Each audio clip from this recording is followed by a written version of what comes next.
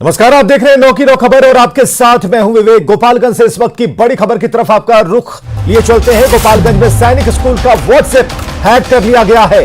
छात्रों की पढ़ाई के लिए व्हाट्सएप ग्रुप बनाया गया था जिसे हैक किया गया है और जो खबर आ रही है उसके मुताबिक ग्रुप में जोड़े गए दूसरे देशों के व्हाट्सएप नंबर। जानकारियां यह भी मिल रही हैं कि इस व्हाट्सएप ग्रुप में अश्लील कंटेंट डाले गए हैं। हालांकि इस पूरे मामले पर संज्ञान लेते हुए हथुआ थाने में प्राथमिकी दर्ज करा दी गई है। तो बड़ी खबर इस वक्त की, व्हाट्सएप ग्रुप में डाले गए अश्लील कंटेंट। मुकेश हमारे साथ फोन लाइन पर। मुकेश, इस पूरे मामले में अब तक के अपडेट क्या है? मैं बता दूं कि पूरा मामला हथुआ स्थित सैनिक स्कूल गोपालगंज का है और यहाँ पर कोविड को लेकर के छात्रों के लिए एक व्हाट्सएप ग्रुप बनाया गया था। ये 7वीं क्लास के छात्रों का ग्रुप था और इस ग्रुप में एडमिन जो है बन करके जो कुछ हैकर्स के द्वारा कुछ ऐसे 7 नंबर जो है ऐड किए गए हैं जो पाकिस्तान के नंबर बताए जाते हैं और इस नंबरों के द्वारा उसमें कई अश्लील कंटेंट्स, इसमें वीडियोस, फोटोज डाले गए हैं और इसको लेकर के स्कूल प्रबंधन के द्वारा जब हड़कंप मचा तब हथुआ थाने में एफआईआर दर्ज कराई गई है।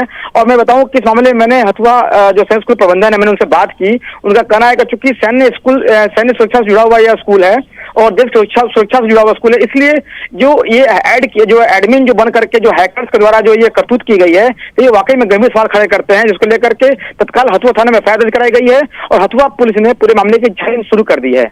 विवेक, चलिए, बहुत बहुत शुक्रिया इन तमाम जानकारियों के लिए। तो बड़ी खबर इस वक्त की हम आपको बता रहे हैं, गोपालगंज में सैनिक स्कूल का व्हाट्सएप हैक किया गया है।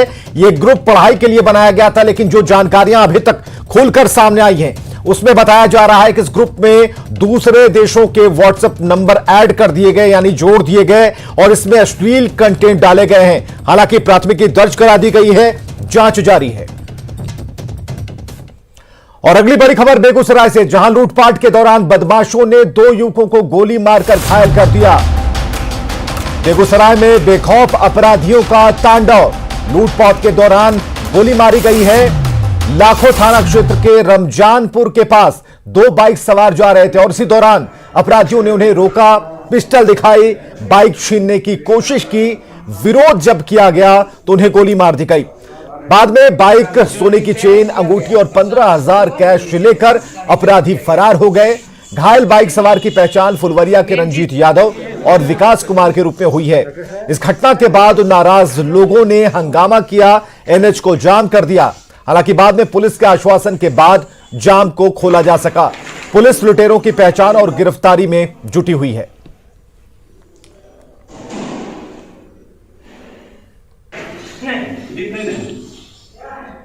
और चलिए बात करते हैं डायल 100 की। रात्रि के इस वक्त 11 बज रहे हैं।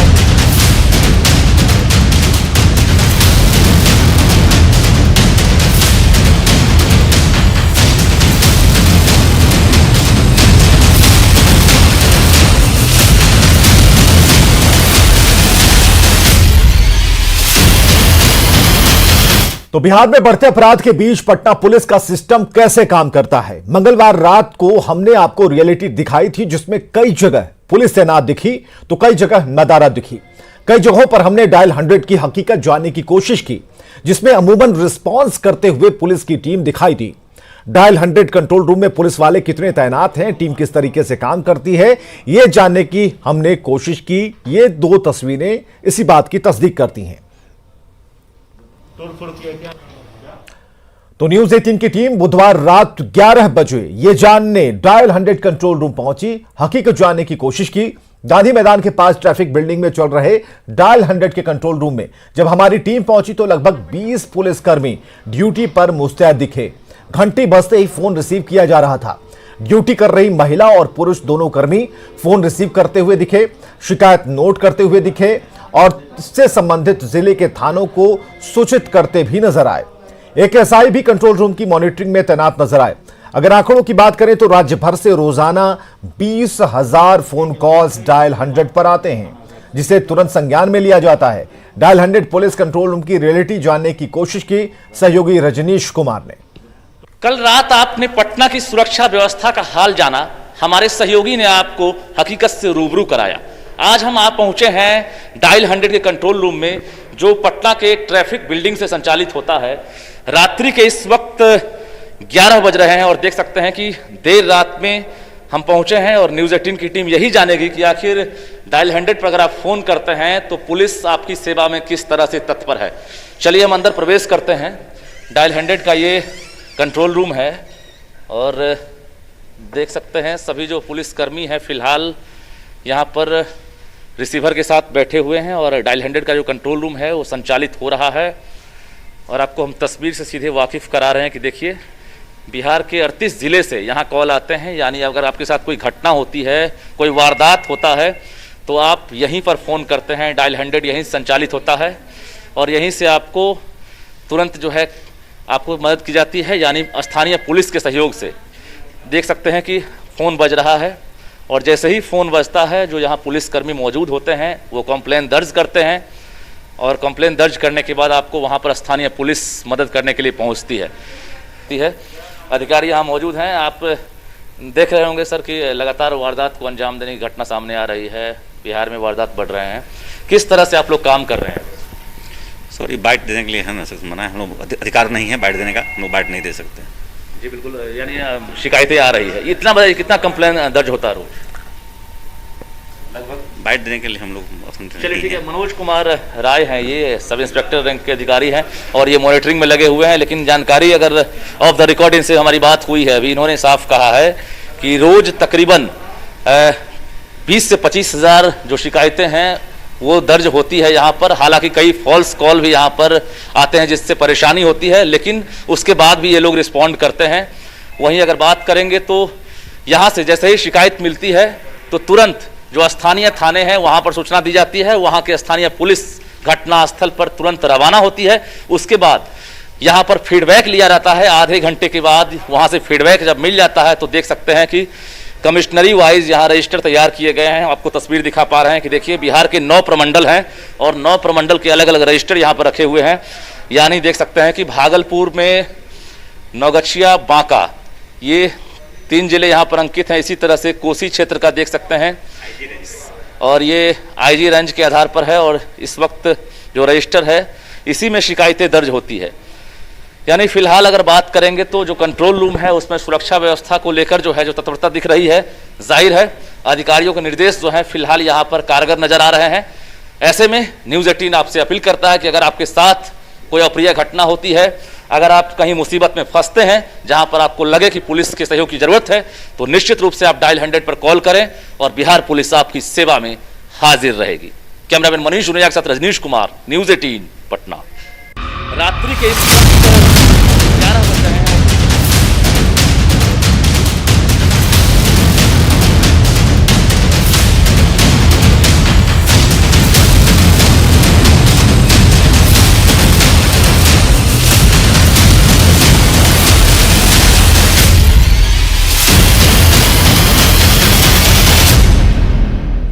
और इधर स्टेट क्राइम रिकॉर्ड ब्यूरो के आंकड़ों पर बिहार में सियासत शुरू हो गई है। आंकड़ों के मुताबिक हत्या, रेप और डकैती के मामलों में बढ़ोतरी हुई है। 2018 के मुकाबले हत्या के मामले में 7% और चोरी के मामलों में 13% की बढ़ोतरी हुई। अपहरण और लूट के मामलों में बढ़ोतरी हुई है। हालांकि दंगे के मामलों में 29% की कमी हुई है। इन आंकड़ों पर बयानबाजी भी जारी है। आरजेडी ने आंकड़ों में हेराफेरी का आरोप लगाया है तो बीजेपी ने कहा कि अपराध पर पूरी तरह लगाम लगा है।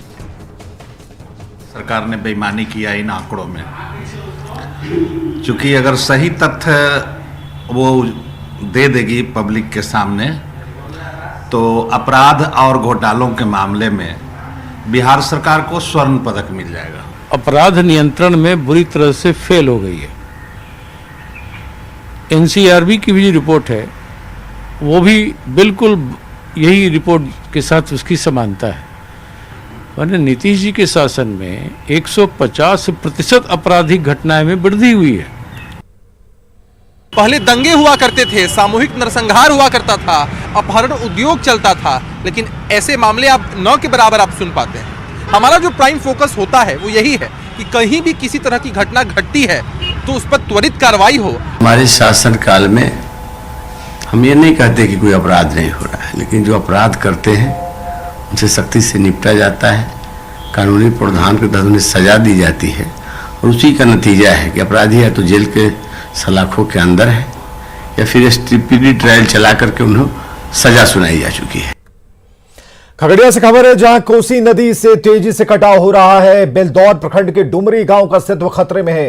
इस गांव में कभी 2000 घर हुआ करते थे, लेकिन कटाव की वजह से अब सिर्फ 40 घर बचे हैं। साथ ही आसपास के कई एकड़ जमीन भी कोसी में विलीन हो चुकी है।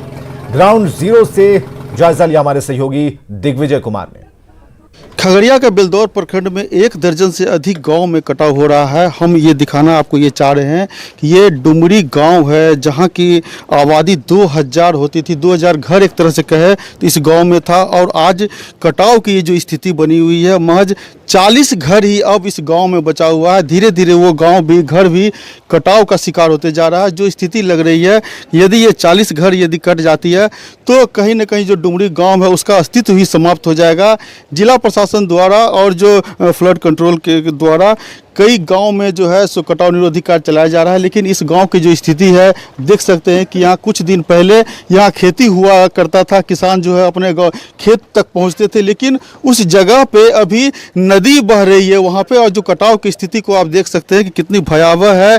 अभी से महज 1 महीना पहले तक ये जो कटाव की जो स्थिति थी, गाँव वाले काफ़ी दहशत में थे। उन्हें ये लग रहा था कि कहीं ना कहीं जो 40 घर बचे हुए हैं वो भी कटाव के शिकार हो जाएंगे। कुछ लोग हैं, गाँव के लोग हैं, उनसे हम ये बात करते हैं कि क्या स्थिति है। अच्छा बताइए, क्या स्थिति था पहले गांव का? डुमरी क्या पहचान थी? देखिए, पहले जो डुमरी गांव था, इस गांव ये बड़ी गांव थी और लगभग 2000 घर था इस गांव में। और कहा जाता था, बुजुर्ग लोग जो 70 साल 80 साल के लोग हैं, वो लोग कहते थे कि आगे जो पश्चिम तरफ आप जाएंगे, सोनबरसा गांव है, सोनबरसा गांव और डुमरी गांव का घर का ओल्ती समझिए, दोनों का ओल्ती मिला करता था। और 7 बार कटते कटते यह फासला वो लगता है 3 किलोमीटर का हो गया है। और पदाधिकारी लोग आते हैं, अंचलाधिकारी आते हैं, एसकोटिव साहब आते हैं, ये सब खाली देख के जाते हैं, बना देते हैं, लेकिन आता नहीं। अभी खाली बोलते हैं कि रिक्शेबल चीज़ इमरजेंसी कोटा गया है, इसका तुरंत टेंडर होकर कम वर्क चालू होगा, लेकिन अभी तो नहीं, तब कट जाएगा तो वर्क चालू कब होगा? समझा जा सकता है कि जो कटाव पीड़ित है, जो बांध पे रह रहे हैं और जिनका घर कट चुका है, वो कितने दहशत में है। और जिला प्रशासन को ये समझना चाहिए कि यदि डुमरी गांव के अस्तित्व को बचाने के लिए कटाव निरोधी कार्य जल्द से जल्द शुरू करे, जिससे कि डुमरी गाँव का अस्तित्व विलीन होने के कगार से बचाया जा सके। दिग्विजय कुमार, न्यूज़ 18 खगड़िया। गया से खबर, जहां प्रभावती अस्पताल में बड़े ही तामझाम के साथ इंटरवेंशन सेंटर खोला गया, लेकिन यहां के चिकित्सक और कर्मचारी सेंटर में ड्यूटी करने के बजाय फरार रहते हैं। सेंटर में आए दिन ताला लगा रहता है। सेंटर की व्यवस्था का जायजा लिया हमारे सहयोगी अरुण चौरसिया ने। इस समय हम लोग हैं गया के प्रभावती अस्पताल परिसर में अवस्थित डिस्ट्रिक्ट अर्ली इंटरवेंशन सेंटर, जहां पर जन्मजात जो बच्चे दिव्यांग होते हैं, चाहे वो आँख से हो, कान से हो, नाक से हो या दिमाग से हो, उनके विशेष इलाज के लिए ये स्पेशल व्यवस्था की गई है। कोविड के बाद से यहाँ बच्चों का आना नहीं के बराबर हो रहा है और आज के डेट में भी कोई बच्चा यहाँ नहीं आया है। इन बच्चों के लिए क्या व्यवस्था की गई है, क्या इंतजाम किया गया है, हम आपको दिखा रहे हैं कि देखिए, अगर ये बच्चे आते हैं जो दिव्यांग हैं तो उनके खेलने के लिए और उनके एक्सरसाइज के लिए स्पेशल व्यवस्था की गई है। हमारे साथ यहाँ के प्रभारी हैं, हम उनसे बात करते थे। कोई बच्चा यहाँ नहीं दिख रहा है। नहीं, अभी कोविड की वजह से बच्चे आना भी नहीं चाह रहे हैं और थोड़ा सारी जो टीम है हमारी आरबीएसके की टीम अभी कोविड ड्यूटी में ज़्यादा व्यस्त है और आ रहे हैं, बच्चे आ रहे हैं फिजियोथेरेपी करने के बाद में 12, यूजुअली वो लोग कोशिश करते हैं कि हम सुबह आ जाएं, 9 साढ़े 9 बजे तक आ जाएं, 12 बजे तक में अपना चले भी जाते हैं। 2-4 बच्चे आते हैं जो हेयरिंग के लिए, एक्सरसाइज के लिए, हम लोग इससे अपना फिजियोथेरेपी वगैरह कराते हैं। ये भी देखा गया है कि अभी भी बहुत सारे यहाँ के जो वर्कर हैं, कर्मचारी हैं, उनका दूसरे जगह डिप्यूटेशन कराया हुआ है। नहीं, अभी उनके सारा डिप्यूटेशन सबका कैंसिल हो गया है, सब लोग का डीआईसी में हो गया है। सिर्फ एक लोग का है जो लैब टेक्नीशियन है, सिर्फ उनका है कि प्रभावती हॉस्पिटल में है, क्योंकि अभी लैब हम लोग का टोटली फंक्शन नहीं है। जी। करीब 1 साल हुए हैं। सितंबर 2019 में सीएम नीतीश कुमार ने इसका उद्घाटन किया था और अभी फंक्शनल है कई मामलों में, लेकिन जैसा कि यहाँ के प्रभारी ने बताया कि जो लैब है, लैब अभी भी पूरी तरह से फंक्शनल नहीं हुआ है। और जो भी व्यवस्था है, उस व्यवस्था के तहत जो मरीज यहाँ, जो बच्चे यहाँ आते हैं, उनके इलाज की कोशिश होती है। लेकिन कोरोना की वजह से, कोविड की वजह से ये जो इलाज का सिलसिला है अभी काफ़ी धीमी है। सहयोगी विपिन के साथ अरुण चौरसिया, न्यूज़ 18 गया। ठंड के समय गुलजार रहने वाला राजगीर इस बार वीरान पड़ा है। कोरोना के कारण इस बार यहां पर्यटक नहीं पहुंच रहे, जिससे दुकानदारों में निराशा है। उनके व्यवसाय पर असर पड़ने के साथ जिंदगी चलाना मुश्किल हो रहा है। पर्यटन स्थल का जायजा लिया हमारे सहयोगी अभिषेक कुमार ने। राजगीर जो आजकल ठंड के मौसम में पर्यटकों से गुलजार रहा करता था, लेकिन आज ये स्थिति हो गई है कि यहाँ पर्यटक नगण्य स्थिति है। कोरोना के कारण पर्यटकों की संख्या में कमी आई है और इसका भुगतान यहाँ के जो स्थानीय दुकानदार हैं उनको भुगतना पड़ रहा है। जानते हैं इनसे क्या स्थिति है, आप लोग का क्या दिक्कत हो रहा है? सर हम लोग तो बिल्कुल बुरा स्थिति में सर, बिल्कुल जो पब्लिक है वो आ ही नहीं रही है। अभी ठंड का मौसम था, यहाँ लगभग पब्लिक का ठहरने के लिए सोचना पड़ता था, जो अभी ऐसे है कि वीरान बिल्कुल पड़ी हुई है। तो इनका कहना है कि कोरोना संक्रमण के कारण पर्यटक अपने घरों में दुबके हुए हैं और इसका नतीजा यह है कि पर्यटक स्थल काफ़ी सुनसान पड़ा हुआ है। नालंदा से न्यूज़ 18 के लिए अभिषेक कुमार। देश के पहले राष्ट्रपति डॉक्टर राजेंद्र प्रसाद की आज जयंती मनाई जा रही है। उनके गांव जीरादेई के लोग और छात्र मायूस हैं। जीरादेई में हर साल 3 दिसंबर को बड़े ही धूमधाम से जयंती मनाई जाती है। मंत्री, नेता, अधिकारी समेत तमाम लोग यहां आते हैं। विकास के वादे किए जाते हैं, लेकिन जयंती समाप्त होते ही नेताओं के वादे धरे के धरे रह जाते हैं। राजेंद्र बाबू के गांव और उनके घर का जायजा लिया हमारे सहयोगी मृत्युंजय ने।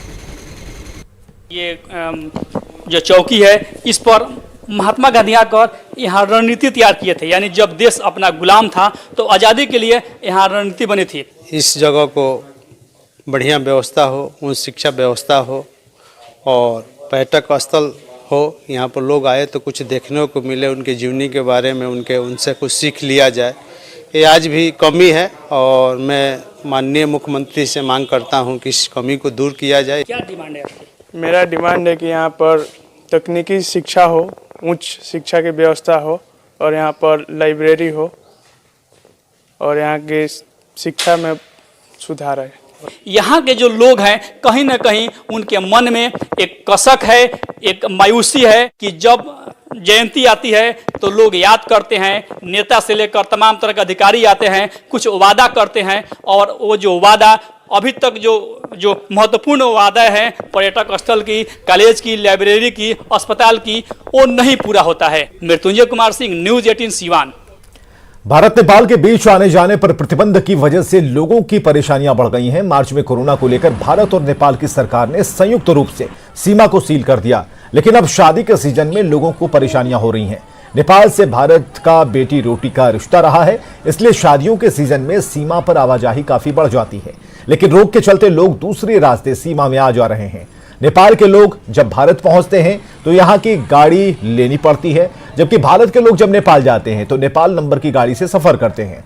सीमा पार करने के लिए कुछ देर तक पैदल चलना पड़ता है। उधर से बरियात आएगा तो हम लोग इधर से लेके जाएंगे। तो इससे क्या खर्च बढ़ गया होगा? खर्च बढ़ रहा है ना, नेपाल की गाड़ी नेपाले रह रहा है, इधर आने नहीं दे रहा है लोग। फिर इंडिया गाड़ी लाइए तो इंडिया में पैसा लगता है और यहाँ से लेके आप जाइएगा? यहाँ से हम लोग लेके जाएंगे। रसकौल से आयल बनी में बीरगंज जाए के बाद बियाह भावने तो कैसे जाए? अभी आवा तब बेटा हमार मोटरसाइकिल के नेपाली नंबर लेके जाए। और खबरें लगातार जारी हैं, आप बने रहिए हमारे साथ।